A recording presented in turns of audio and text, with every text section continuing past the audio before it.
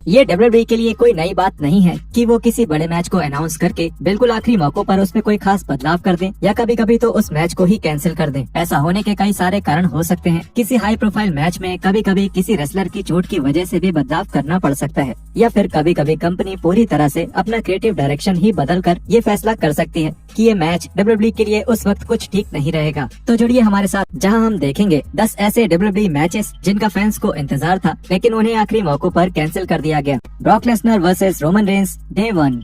2022 में डब्ल्यूडब्ल्यूई ने नए साल के दिन ही एक पे पर व्यू इवेंट करने का फैसला किया। इस डे 1 पे पर व्यू 1 जनवरी को होने वाला था और उसमें यूनिवर्सल टाइटल के लिए ब्रॉक लेसनर और रोमन रेंस का आमना सामना होने वाला था। बदकिस्मती से इवेंट के दिन ही रेंस कोविड-19 पॉजिटिव पाए गए और इस मेन इवेंट को कैंसिल कर दिया गया।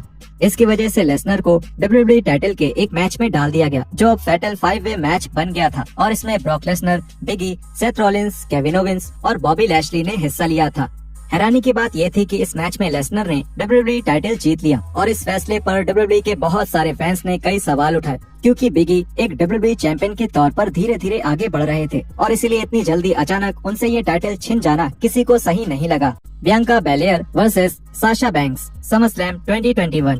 2021 के समरस्लैम कार्ड पर एक मैच जिसका सभी को इंतजार था वो एक रीमैच था। ये रीमैच बियांका बेलेयर और साशा बैंक्स के बीच होने वाला था और ये रीमैच रेसलमेनिया 37 के उनके अनडिस्प्यूटेड क्लासिक मैच का एक सीक्वल होने वाला था जो कुछ ही महीने पहले हुआ था। बदकिस्मती से डब्ल्यूडब्ल्यूई ने बताया कि साशा बैंक्स समरस्लैम पर मैच करने के लिए मेडिकली फिट नहीं थी, इसलिए डब्ल्यूडब्ल्यूई ने इसकी जगह एक विवादित और जोखिम भरा प्लान बी को चुना। जब ये अनाउंस किया गया कि साशा बैंक्स इस मैच में हिस्सा नहीं ले पाएंगी, तब ये भी अनाउंस किया गया कि इस मैच में उनकी जगह कार्मेला होंगी। लेकिन ये भी डब्ल्यूडब्ल्यूई का एक और धोखा ही था, क्योंकि इस मैच के शुरू होने से पहले ही बेकी लिंच ने डब्ल्यूडब्ल्यूई प्रोग्रामिंग पर अपनी शानदार वापसी करी। लिंच ने कार्मेला पर हमला करके बेलेयर को स्मैकडाउन वुमेन्स टाइटल के लिए चुनौती दे दी। लिंच ने बेलेयर को हाथ मिलाने के बहाने उनके हाथ पर हमला करके उन्हें एक मैन हैंडल स्लैम दे दिया और केवल 26 सेकंड्स में ही वो टाइटल जीत लिया। इस बुकिंग की फैसले की बहुत आलोचना हुई, खास करके इसलिए क्योंकि फैंस समझ नहीं पा रहे थे कि डब्ल्यूडब्ल्यूई अपने वुमेन्स डिवीजन की टॉप बेबी फेस को इतनी आसानी और तेजी से हारता हुआ कैसे दिखा सकते हैं। Daniel Bryan versus Kevin Owens Fastlane 2019। कॉफी मेनिया के आगे बढ़ाने की वजह से 2019 में डब्ल्यूडब्ल्यूई को अपने क्रिएटिव डायरेक्शन में भी कुछ बदलाव करने पड़े। फास्टलेन इवेंट के लिए डब्ल्यूडब्ल्यूई ने डब्ल्यूडब्ल्यूई टाइटल के लिए केविन ओवेंस और डैनियल ब्रायन के मैच की एडवर्टाइजमेंट की, लेकिन उन्होंने फास्ट लेन में ये मैच नहीं दिखाया, बल्कि उन्होंने शो में ही अनाउंस किया कि इस मैच में एक तीसरे रेसलर को भी शामिल किया जाएगा और अब ये एक ट्रिपल थ्रेट मैच होगा। फैंस को लगा कि ये तीसरे रेसलर्स कोफी किंगस्टन ही होंगे, लेकिन जब ये पता चला कि वो मुस्तफा अली थे तब फैंस थोड़ा निराश हो गए। जब ये निराशा हट गई तब इन तीनों रेसलर्स ने 2019 के सबसे अंडररेटेड मैचेस में से एक को पेश किया। तीनों ने फैंस का दिल जीत लिया और एक ऐसा टाइटल मैच किया जिसकी असली जगह किसी पे पर व्यू में ही बनती है। The Undertaker versus Chris Jericho casket match greatest Royal Rumble. Saudi Arabia में डब्ल्यूडब्ल्यूई के पहले पे पर व्यू के लिए कंपनी ने शुरुआत में तो द अंडरटेकर और रुसेव का एक कास्केट मैच अनाउंस किया था और फिर ना जाने कहां से उस मैच को कैंसिल करके द अंडरटेकर का सामना उनके साथी लेजेंड क्रिस जेरिको से कराने का फैसला किया गया और फिर ऐसा लगा जैसे डब्ल्यूडब्ल्यूई को पता ही ना चल रहा हो कि उन्हें क्या करना है। इस मैच को एक बार फिर से द अंडरटेकर और रुसेव के मैच में बदल दिया गया।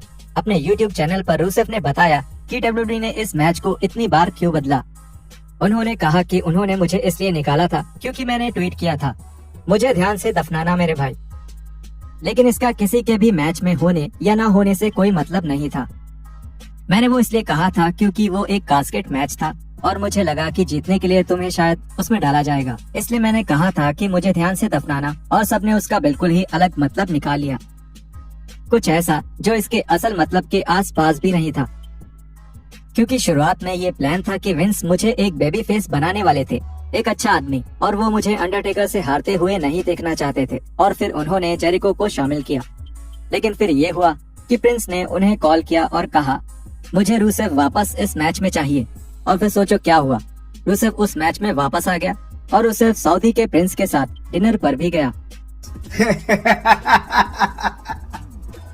इस तरह के मैच के बदले जाने पर जेरिको की प्रतिक्रिया की बात करें तो उनका रिएक्शन बहुत प्रोफेशनल था और किड कैडेट के साथ एक इंटरव्यू के दौरान इस बारे में उन्होंने कहा, मैं शुरुआत से ही उस मैच में नहीं था। उन्होंने पूछा कि क्या मैं उस मैच का हिस्सा बनना चाहूंगा और फिर उन्होंने अपना मन बदल लिया और मैंने कहा ठीक है। डब्ल्यूडब्ल्यूई की दुनिया में चीजें अक्सर बदलती रहती हैं, तुम्हें समय के साथ चलना पड़ता है, इससे ही तुम लंबे समय तक टिक सकते हो और एक बेहतर परफॉर्मर बन सकते हो। ऐसा भी हुआ है कि महीनों से प्लान करी हुई चीजें भी बदलनी पड़ी हैं और ऐसा भी बहुत बार होता है कि बस 3 सेकंड्स में ही चीजें बदल जाती हैं। तुम्हें हर चीज के लिए तैयार रहना पड़ेगा।